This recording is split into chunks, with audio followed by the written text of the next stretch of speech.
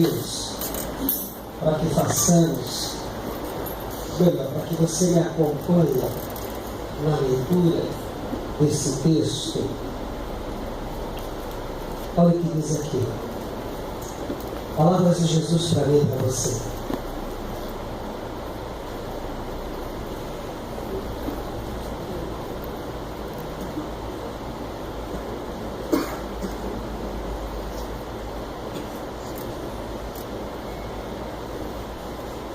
Aliás, vamos pegar aí a partir do versículo 25, tá? E não 19. Olha lá, 25. Avance um pouquinho. Por isso vos digo, não andeis ansiosos pela vossa vida, quanto ao que haveis de comer ou beber, nem pelo vosso corpo, quanto ao que haveis de vestir. Não é a vida mais do que o alimento e o corpo mais do que as vestes? Observai as aves do céu, não semeiam, não colhem, nem o ajuntam em celeiros, contudo vosso Pai Celeste as sustenta. Porventura não valeis vós muito mais do que as aves? Qual de vós, por ansioso que esteja, pode acrescentar um côvado ao curso da sua vida? E por que andais ansiosos quanto ao vestuário? Considerai como crescem os lírios do campo. Eles não trabalham, nem fiam.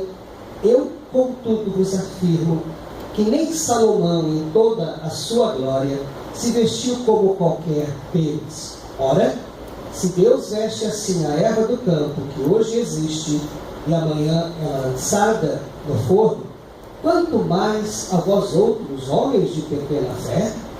Portanto, não vos inquieteis dizendo que comeremos, que beberemos, ou com que nos vestiremos, porque os gentios é que procuram todas estas coisas, pois vosso Pai Celeste sabe que necessitais de todas elas. Buscai, pois, em primeiro lugar, o seu reino e a sua justiça, e todas estas coisas vos serão acrescentadas. Portanto, não vos inquieteis com o dia de amanhã, pois o amanhã trará os seus cuidados. Basta ao dia o seu próprio mal. Oremos mais uma vez, meus irmãos. Pai Santo, tua palavra foi lida. Nós precisamos agora entendê-la, compreendê-la, para que a mesma possa ser aplicada, Senhor, no dia a dia da nossa existência. Portanto, para o nosso coração agora, nos visite, que o Espírito Santo de Deus ele possa ter livre acesso ao nosso coração, para que a gente saia daqui crendo nessa palavra, mas mais que isso, a gente saia daqui praticando essa palavra, em nome de Jesus. Amém? Pode sentar, querido.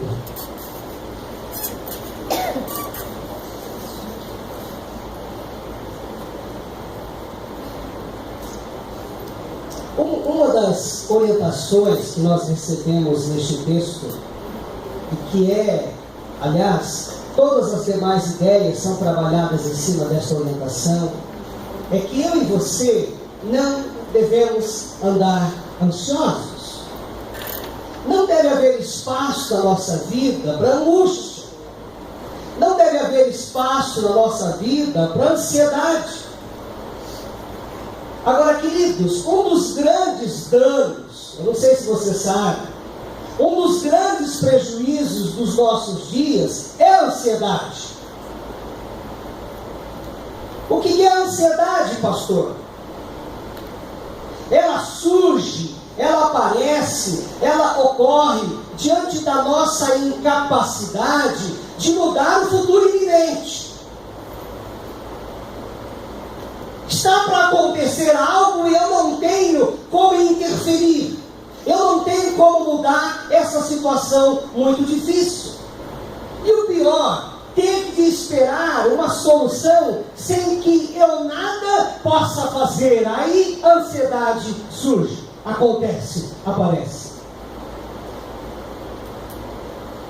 É interessante, meus irmãos, quando nós olhamos para este texto, perceber que Jesus chama para o discipulado, Ele chama alguns homens para caminhar com Ele, viver com Ele. Um grupo de homens, o qual grupo estava sujeito às mesmas ansiedades materiais do que eu e você.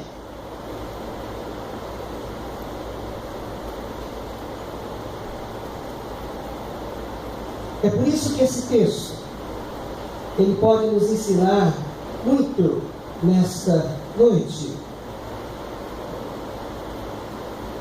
Você sabe que eu gosto muito de citação. Olha o que diz aí esse psiquiatra americano e psicanalista. A ansiedade é o grande flagelo dos tempos modernos. É um traiçoeiro adversário, aniquilador da personalidade humana.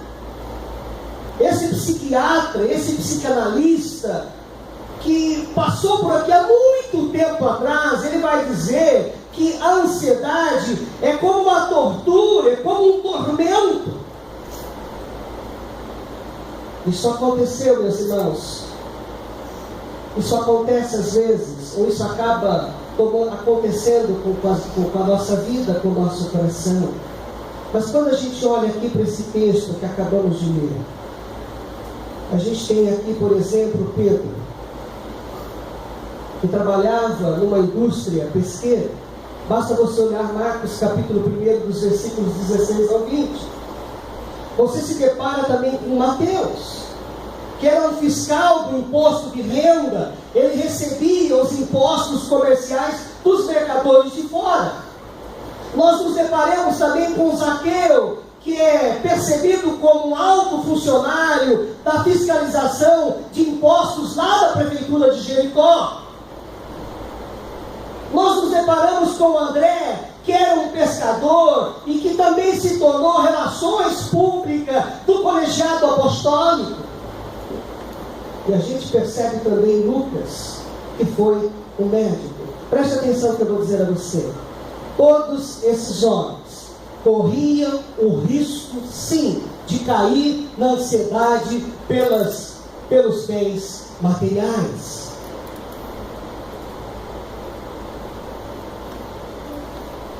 A ansiedade, meus irmãos, significa que temos posto nossa confiança em mãos erradas. É o que diz esse camarada. Por que é que eu e você costumamos ficar ansiosos? Porque no fundo, eu e você acreditamos que a solução, a resolução dos nossos problemas está nas nossas mãos. Eu resolvo, eu faço por onde? Sou eu que me tiro daquela situação na qual eu fui colocado. Agora, querido, isso não é verdade. Eu e você precisamos levar em consideração, precisamos reconhecer que somos finitos, somos limitados e que não podemos nos deixar ser tomados pela ansiedade.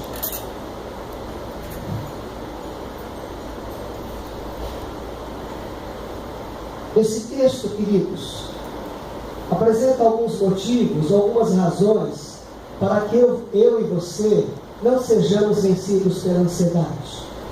Aliás, ele apresenta 8 razões. Olha lá, a primeira delas. Jesus diz aí para mim e para você que eu preciso dizer não à ansiedade. Porque os bens deste mundo podem ser roubados ou deteriorados.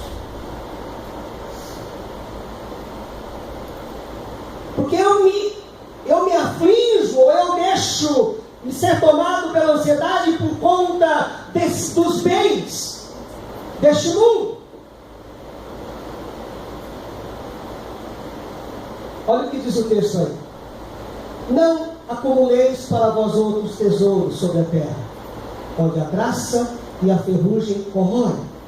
E onde ladrões escavam e roubam, mas ajuntai para vós outros tesouros no céu, onde traça nem ferrugem corrói, e onde ladrões não escavam nem roubam. A primeira razão que Jesus apresenta aqui para nós, meus irmãos, porque os bens deste mundo podem ser roubados. Não existe segurança permanente, duradoura, constante nas coisas materiais. Eu me lembro há muitos anos atrás, queridos, quando eu ainda morava em Suzano, de um pastor que se tornou muito amigo meu. E chegou as férias deste homem, chegaram as férias da família deste homem, e ele juntou a família e decidiu com a família viajar. E foram, se retiraram por um determinado tempo, não avisaram os vizinhos, não avisaram as pessoas que moravam ali ao redor deles. E um belo dia, enquanto eles estavam de férias, encosta um caminhão à frente da casa daquele pastor. À luz do dia. E algumas pessoas saem de dentro deste caminhão, adentram a casa daquele pastor e levam tudo embora. O pastor retornando das férias, retornando da viagem, ele se depara com a casa vazia. Levaram tudo. O que quer dizer isso? Você luta, batalha, se lança à labuta, e num belo dia o ladrão vem e leva tudo.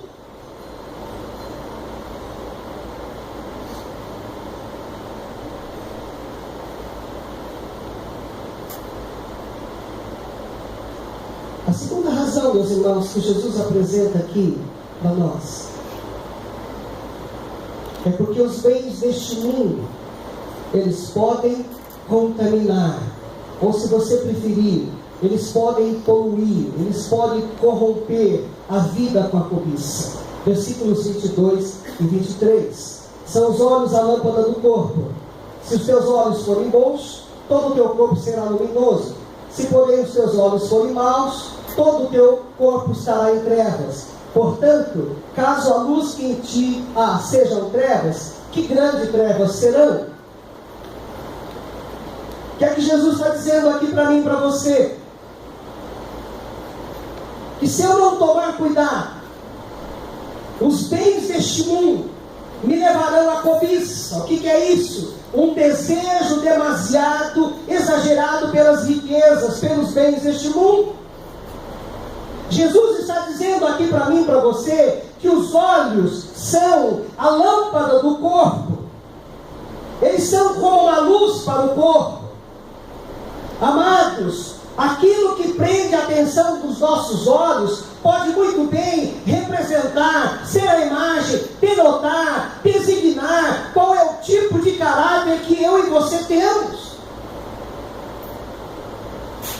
E mais que isso, determina a nossa ligação com o céu ou com os valores deste mundo.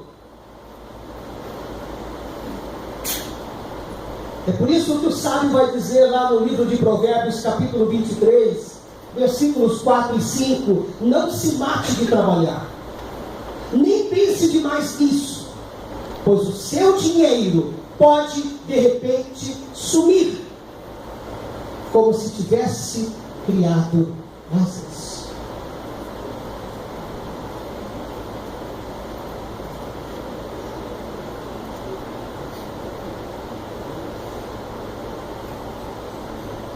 Uma outra razão que esse texto nos apresenta para não sermos vencidos pela ansiedade, meus irmãos, é porque os bens deste mundo exigem do homem uma dedicação de servo. Quando o coloca diante de duas opções, ou Deus ou as riquezas. Versículo 24. Olha lá, ninguém pode servir a dois senhores, porque ou há de aborrecer-se de um e amar ao outro, ou se devotará a um e desprezará o outro. Não podeis servir a Deus e as riquezas. É interessante, meus irmãos, que Jesus, num outro texto lá de Lucas capítulo 12, dos versículos 13 ao 21, ele fala lá a respeito, ou traz ao nosso conhecimento, a parábola do fazendeiro rico. E Jesus, por meio desta parábola, ele avisa, ele previne que a pessoa, ela pode ser possuída, ela pode ser dominada pelas coisas que pensa possuir.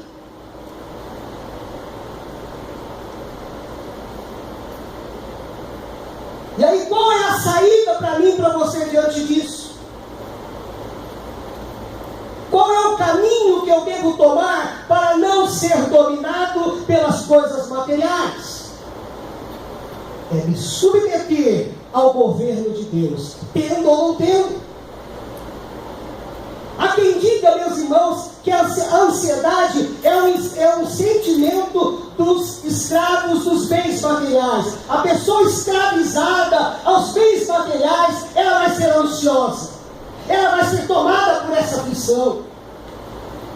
É por isso que Jesus, aqui neste Evangelho de Mateus, capítulo 6, ele trata da ansiedade. A quarta razão, meus irmãos, o quarto motivo para não sermos vencidos pela ansiedade, presta atenção, porque uma das estratégias de Satanás é fazer o homem lutar por coisas que não têm relação com aquilo que é sua necessidade básica.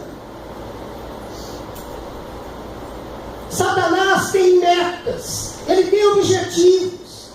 Ele vai fazer de tudo para que você desvie, ou para que você deixe de brigar por aquilo que é a sua necessidade básica, vital, essencial.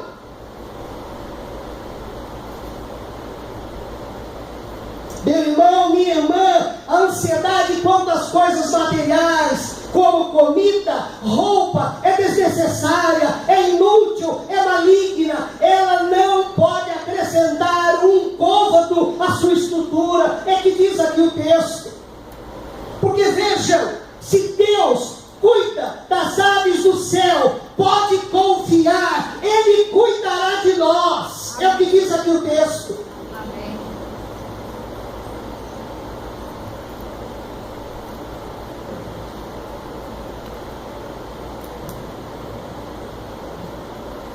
Meus irmãos, o que é que eu e você precisamos priorizar enquanto aqui estivermos? Qual deve ser o foco da existência humana?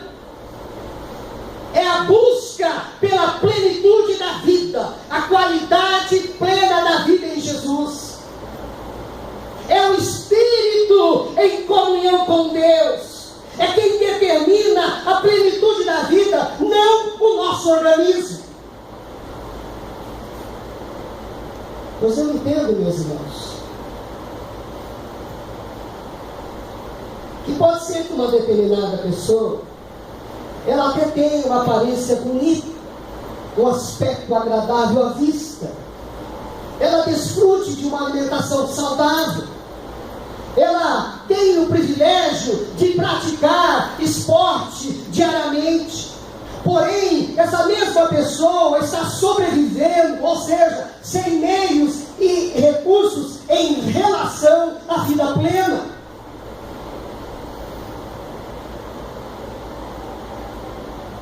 Eu me deparo com muitas pessoas que caminham, que andam ao meu lado, que têm tudo isso, mas estão gravemente enfermas.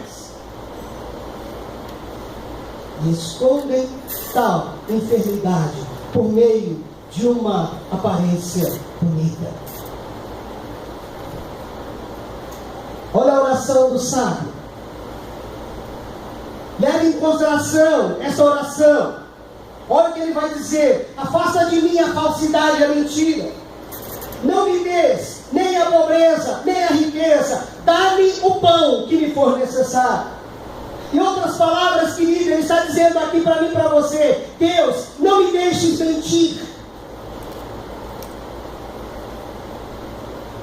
Não me deixes ficar nem rico e nem pobre. Dá-me somente o alimento que eu preciso para viver.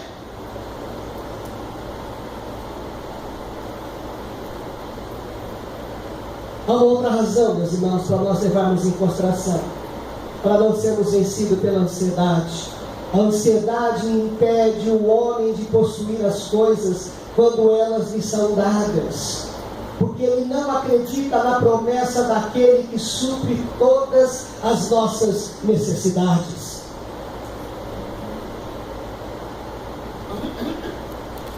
E qual exemplo nós poderíamos dar aqui para entender muito bem esta palavra de Jesus?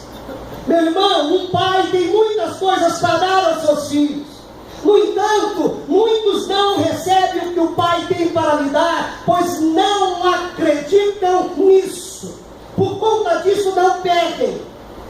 E não pedindo, tornam-se ansiosos, aflitos, angustiados, tentando consegui-las através de outros meios.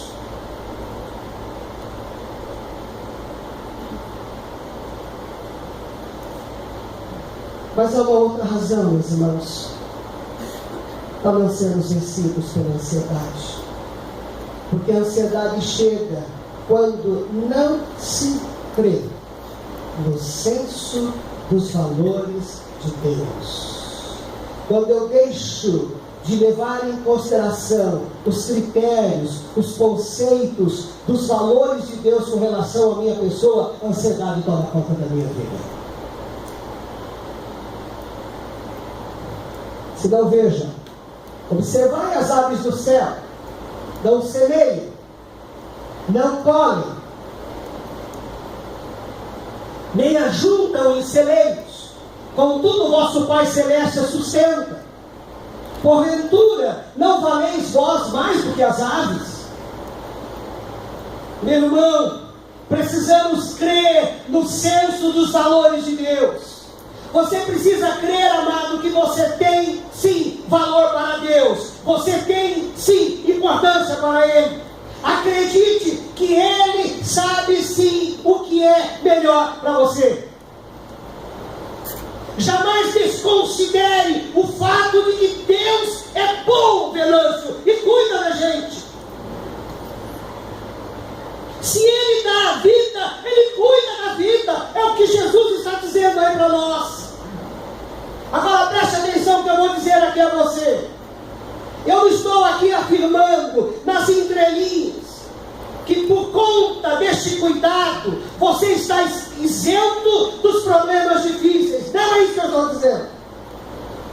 Porque eu entendo também que um problema difícil não é sinal de derrota, mau êxito, mas você pode transformar este problema em vitória para a glória de Deus.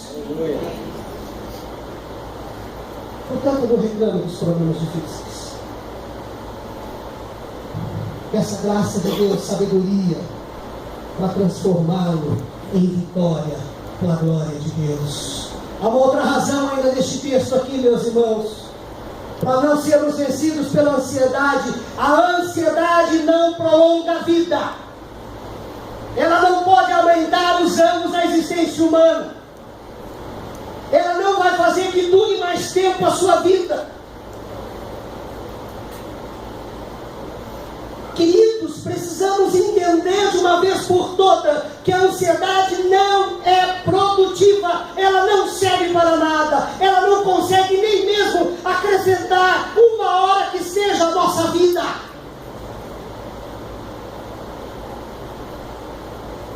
E por conta disso que eu acabei de falar para você, meu irmão, é mais provável que a ansiedade ela encurte a nossa vida do que prolonga. A pessoa ansiosa, a pessoa que vive angustiada, aflita, ela corre o risco de morrer nesta hora.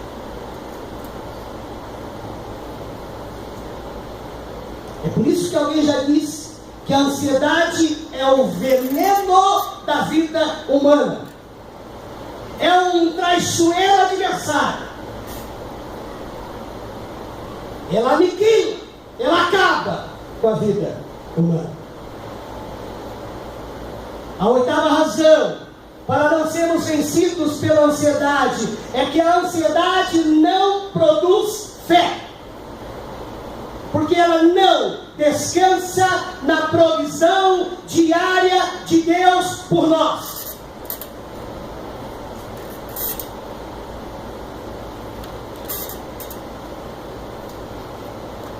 A ansiedade, querido, me rouba a possibilidade de ver o invisível, de acreditar no inacreditável. Me rouba essa possibilidade. E quando eu olho aqui para o versículo 30, queridos, olha lá. Olha o que Jesus está dizendo aí para nós. Olha, se Deus veste assim a erva do campo, que hoje existe, e amanhã é lançada no forno, quanto mais a vós outros, homens de pequena fé. O que é que Jesus está fazendo aqui? Ele faz uma acusação. Aliás, uma acusação grave quanto à ansiedade. Ele está apresentando aqui, para mim e para você, por meio deste texto, uma acusação, uma denúncia contra a ansiedade acerca de comida, roupa, bens materiais. Não é que ela seja desnecessária, inútil, mas é que ela reflete, ela mostra, ela revela a nossa falta de fé em Deus.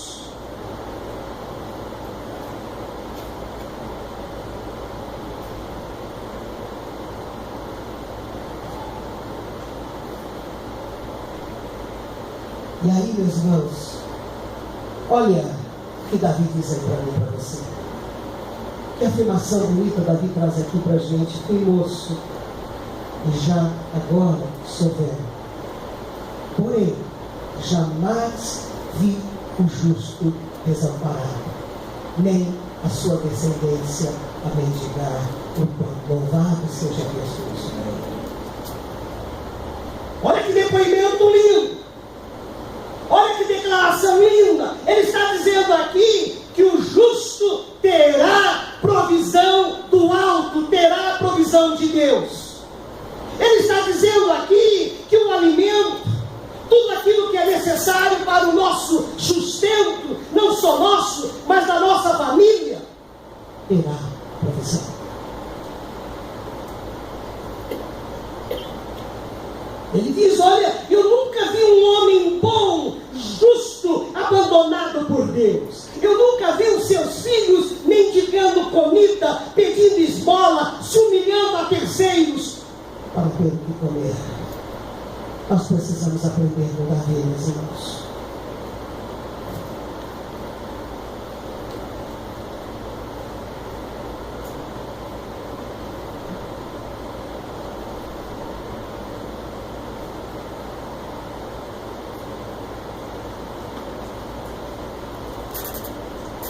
Deixa eu terminar o que eu estou tentando passar para você da seguinte maneira. Primeira coisa, olha lá. Deus sabe e conhece quais são as nossas necessidades, dando-nos o que precisamos e não o que queremos. Porque uma coisa é aquilo que eu preciso, queridos, outra coisa é aquilo que eu quero. Por exemplo, sem comida, sem bebida, eu deixo de existir. Se eu não tiver o que comer, se eu não tiver o que beber, eu deixo de existir.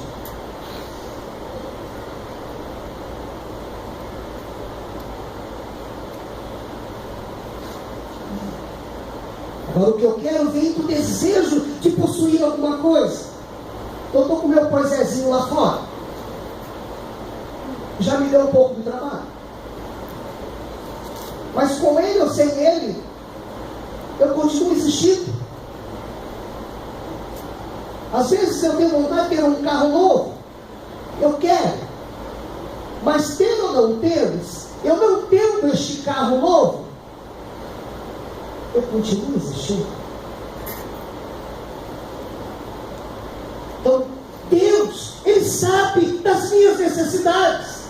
Ele me dá aquilo que eu preciso e não o que eu quero.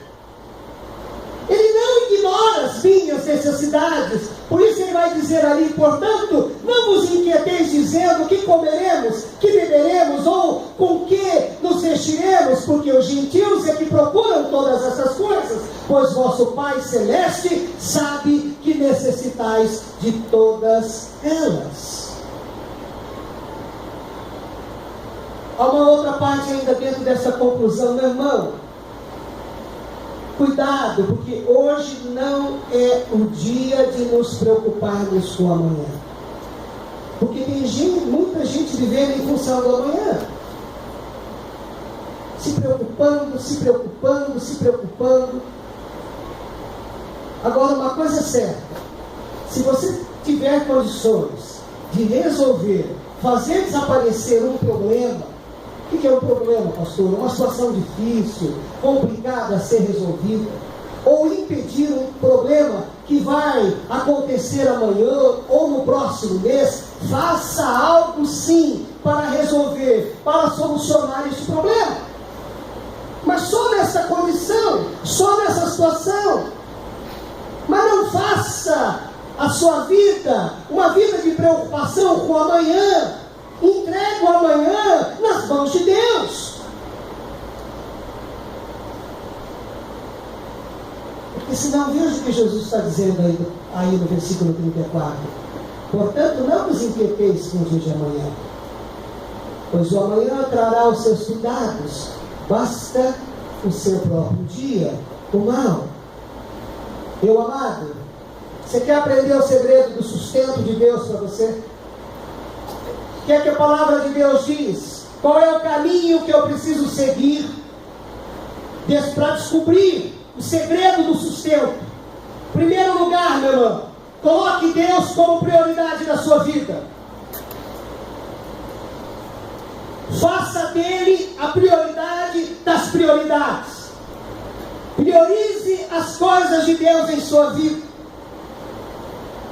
Em segundo lugar, querido, trabalhe pela expansão do reino de Deus. Nós não podemos perder de vista que o objetivo do projeto de Deus é a redenção dos homens e a sua libertação dos poderes do mal. E é por essa razão que precisamos sim trabalhar pela expansão do reino de Deus, por onde quer que caminhemos. Paulo escrevendo à igreja de Corinto, em sua primeira carta, lá no capítulo 4, versículo 4, ele vai dizer que Satanás, o Deus deste século, exerce o seu domínio, mantendo os homens em trevas. Meu irmão, o projeto de Deus visa a redenção destes homens. É por isso que eu e você precisamos trabalhar pela expansão do reino de Deus na vida dessas pessoas. E por último, vivendo a verdade do reino de Deus. Meu irmão, permita com que este livro, esta palavra, ela se materialize na sua vida. Viva essa palavra.